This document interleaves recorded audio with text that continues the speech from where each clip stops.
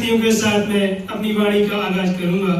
गुरुर् ब्रह्मा गुरु विष्णु गुरुर्देवो महेश्वरा गुरु साक्षात परम ब्रह्म तस्मै श्री गुरुदेवो नमो नमः।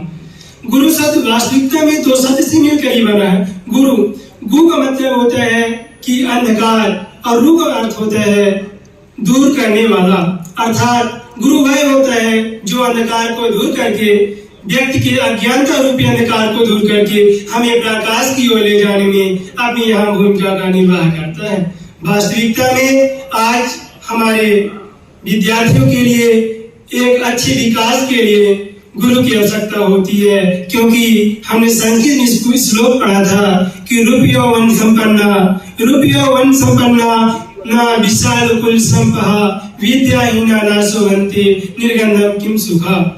रूपसी व्यक्ति कितना भी धनी या गुणवान हो जाए, विशाल कुल वाला हो जाए, लेकिन यदि उसके पास विद्या नहीं है तो वह एक पलाश पुष्प की समान होता है, जो कि देखने में अत्यधिक सुंदर होता है लेकिन खुशबू से विहीन होता है। वास्तविकता में आज हमारे युवाओं के लिए, उनके देश के उज्जवल भविष्य के लिए एक अच्छे गुरु की आवश्यकता होती है, क्योंकि यदि एक अच्छा गुरु मिल जाए तो निश्चित ही व्यक्ति अपने कार्य के प्रति जो कार्य करने की इच्छा व्यक्त करता हो वो निश्चित ही प्राप्त कर सकता है।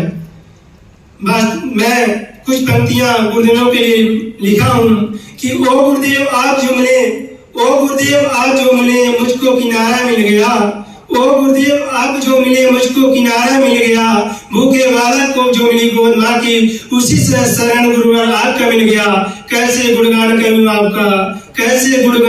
आपका शब्दों को औकात नहीं, गागर में सागर भरना मेरे रस की बात नहीं।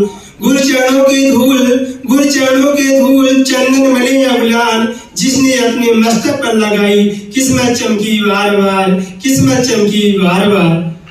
बस इसी के साथ मैं एक पंक्तियों के साथ अपनी वाणी को विराम दूंगा कि धरती कहती अमर कहते बस ज्ञानंद कहते बस यही तराना। धरती कहती अमर कहते ज्ञानंद कहते बस यही तराना। गुरु आप ही पावन नूर हो, जिससे रोशन हुआ जमाना।